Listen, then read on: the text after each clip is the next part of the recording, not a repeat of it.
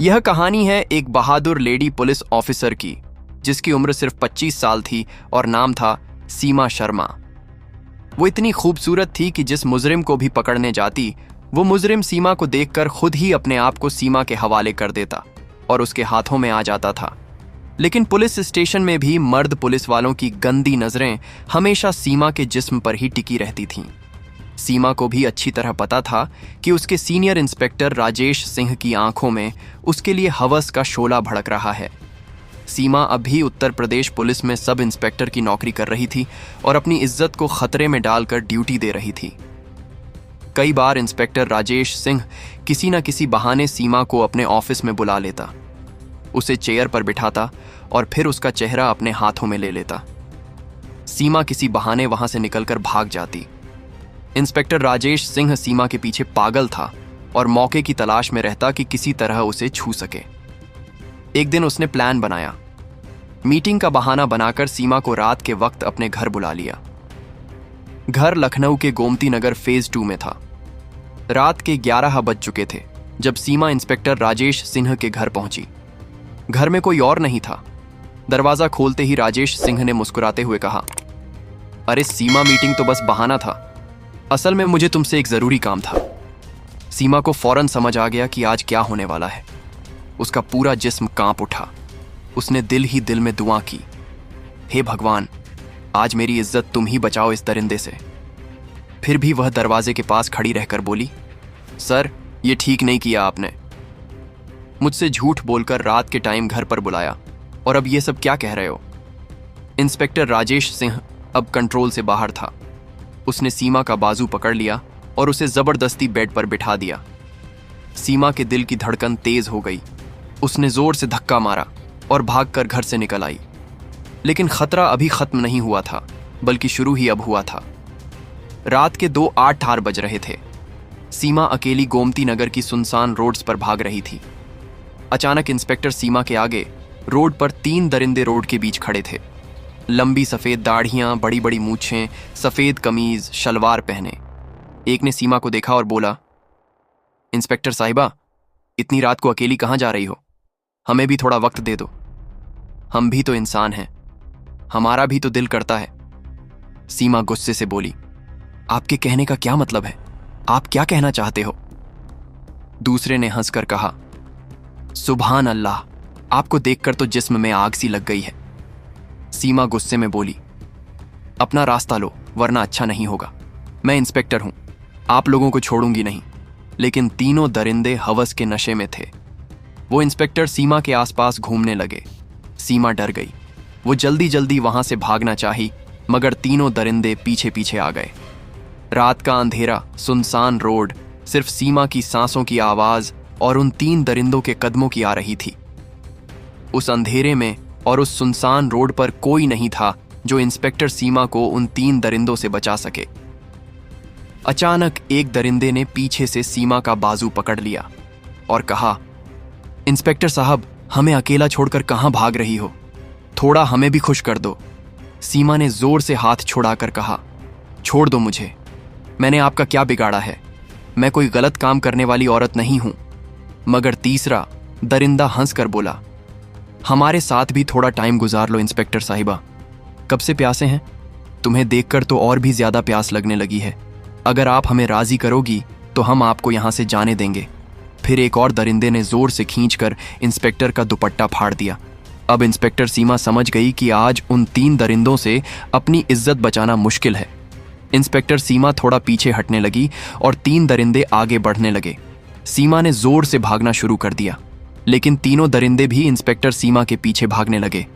Inspector सीमा के पीछे भागते भागते एक दरिंदा करीब आकर सीमा को जोर से धक्का मारा और सीमा सड़क पर गिर पड़ी। अब उन तीनों के चेहरों पर हवस का नशा नजर आ रहा था। वो तीनों दरिंदे नीचे गिरी हुई इंस्पेक्टर सीमा को घूरने लगे। एक ने भांग की बोतल निकाली और सीमा के ऊपर डालने लगा।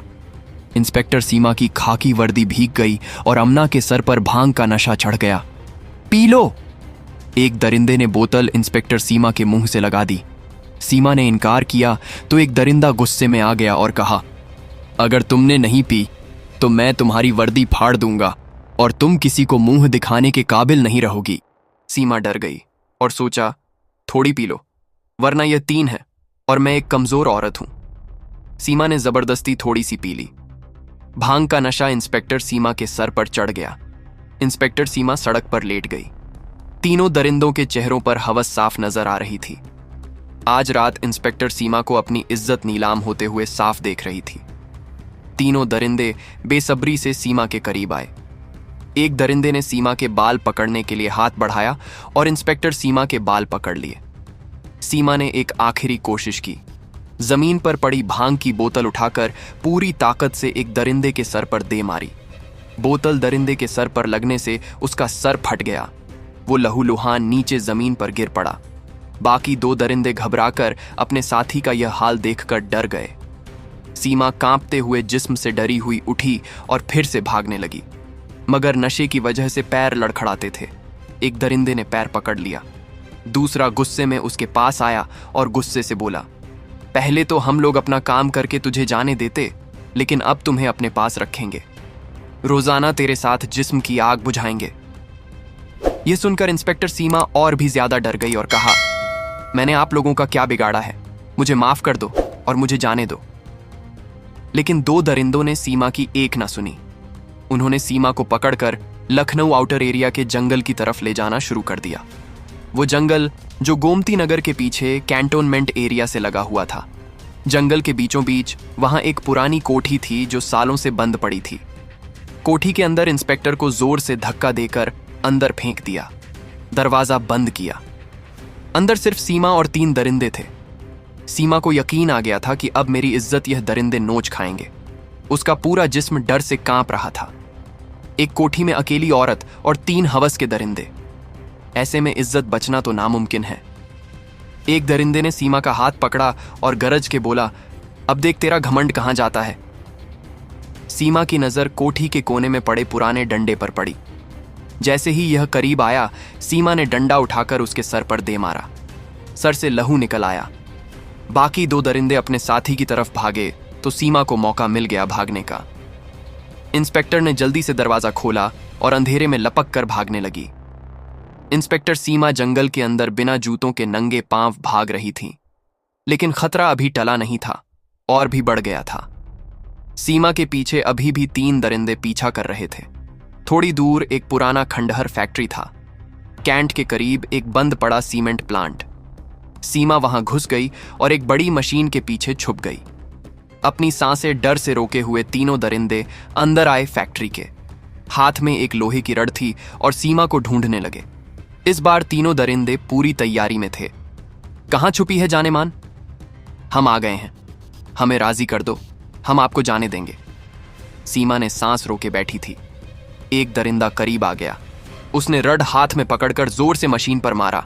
सीमा समझ गई, अब या तो मरना है या लड़ना है, वरना ये 3 दरिंदे मेरी इज्जत को नहीं छोड़ेंगे। सीमा ने हिम्मत की। वो एकदम मशीन के पीछे से निकलकर रड दरिंदे के हाथ से छीन ली और जोर से उस दरिंदे के पैर पर मारी। वो गिर पड़ा। बाकी 2 दरिंदों ने सीमा पर हमला कर दिया, मगर तब तक सीमा फैक्ट्री के दूसरे गेट से निकलकर बाहर आ गई। लेकिन तीनों दरिंदों ने हार नहीं मानी। उन्होंने इस बार सीमा को चारों तरफ से घेर लिया। सीमा के पास अब कोई रास्ता नहीं बचा था। अब सीमा चारों तरफ से दरिंदों के शिकंजे में थी। एक दरिंदे ने रस्सी निकाली। दूसरे दरिंदे ने कहा, इसके हाथ पैर बांध दो, वरना फिर से भाग जाएगी। सीमा ने सोचा, अब कुछ नहीं हो सकता। सीमा ने तीनों दरिंदों से कहा, ठीक है, जो तुम चाहते हो वो मैं करने को तैयार हूं। तीनों दरिंदे खुश हो जाते कि अब हमारा काम बन गया है। तीनों के चेहरे खुशी से खिल गए। सीमा ने धीरे से कहा, लेकिन एक शर्त है, तुम तीनों एक साथ नहीं आओगे, एक एक करके मेरे पास आओगे, तभी मैं तुम्हारा कहना मानूंगी। दरिंदे खुश थे।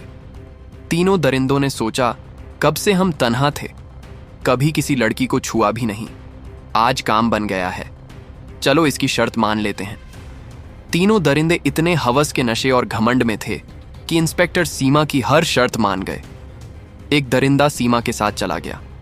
बाकी 2 दरिंदे वहीं खड़े रहे। जब वो वापस आएगा तो हम एक एक करके पुलिस वाली के पास जाएंगे। ये जगह ठीक है, तुम नीचे सो जाओ। दूर भी तुम्हारे साथ से कहा।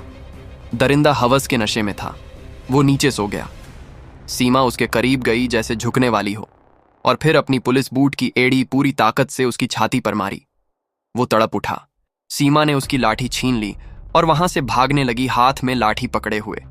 लेकिन दूर खड़े दरिंदों ने अपने साथी की चीख की आवाज सुन ली थी। वो दोनों दरिंदे भागते भागते सीमा के पास आ गए। सीमा को अपनी इज्जत बचानी थी और सीमा के पास कोई और रास्ता भी नहीं बचा था। सीमा ने दोनों पर वार किए, फिर मुस्कुराते हुए बोली, मैं तुम्हें बस यह दिखाना चाहती थी कि मैं भाग सकती हूं, लेकिन अब मैं तुम्हें तुम्हारे अंजाम तक पहुंचा कर ही रहूंगी। इंस्पेक्टर ने तीनों दरिंदों पर हमला कर दिया, लेकिन दरिंदे 3 थे। 2 दरिंदों ने सीमा के बाजू पकड़ लिए और तीसरा दरिंदा सीमा को रस्सी से बांधने लग जाता है। फिर तीनों दरिंदे सीमा को रस्सी के साथ बांधकर इसे जंगल के बीच वाली कोठी में ले जाते हैं। सीमा को कोठी में ले जाकर एक दरिंदा सीमा के चेहरे और कमर पर लगाने लग जाता है, लेकिन दूसरा दरिंदा कहता है, इसने हमें बहुत अपने पीछे लगाया है, अब तो ये हमारे पास रहेगी। क्यों ना पहले कुछ खाने का बंदोबस्त किया जाए, बहुत भूख लगी है। दूसरा दरिंदा भी कहता है, तुम ठीक कह रहे हो, भूख तो बहुत लगी है, चलो कुछ खाने को बनाते हैं, फिर इसके साथ अपनी तन्हाई दूर करेंगे। 2 दरिंदे पास के गांव खाने का सामान लेने चले जाते हैं। एक दरिंदा वहीं पुलिस वाली के पास रह जाता है। जब इंस्पेक्टर सीमा को पता चलता है कि 2 दरिंदे यहां नहीं हैं, तो वह आवाज देती है उस दरिंदे को जो सीमा पर नजर रखे बैठा था। सीमा दरिंदे को अपने पास कोठी के अंदर बुलाती है और दरिंदे से कहती है, आप जो चाहते हैं वह मैं करने को तैयार हूं। अभी तो मैं भी अकेली हूं और आप भी अकेले हो, मेरा मन कर रहा है। दरिंदा सीमा के चेहरे पर हाथ फेरने लग जाता है। सीमा मुस्कुराती है, लेकिन दरिंदे का हाथ सीमा अपने चेहरे से नहीं हटाती है। दरिंदे को सीमा यकीन दिलाती है कि अब सीमा पूरी तरह राजी हो चुकी है दरिंदे की हर बात मानने को। दरिंदा हवस में डूबा होता है। दरिंदे को सीमा पर यकीन आ जाता है।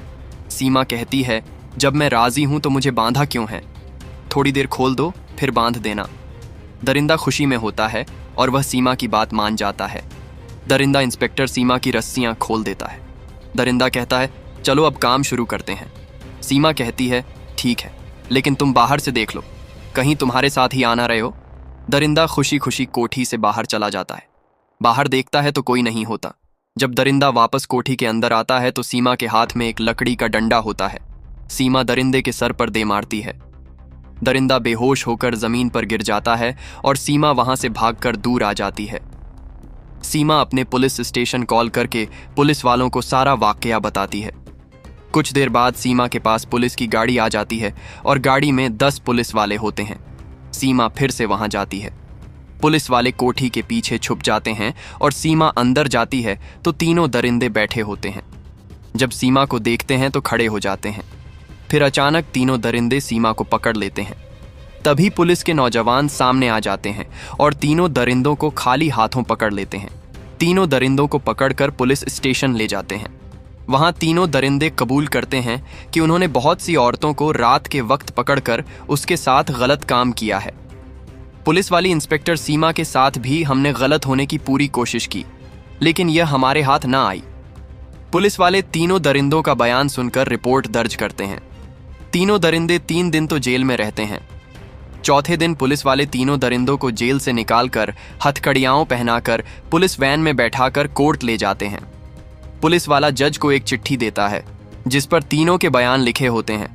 जज चिट्ठी पढ़ता है और तीनों दरिंदों को 15 साल की सजा और 5 लाख का जुर्माना देने का हुक्म सुनाता है। अब इंस्पेक्टर सीमा के चेहरे पर एक खुशी की मुस्कुराहट थी। न सिर्फ सीमा ने अपनी इज्जत बचाई, बल्कि दूसरी औरतों की भी इज्जत बचा ली जो अगला शिकार बनने वाली थी।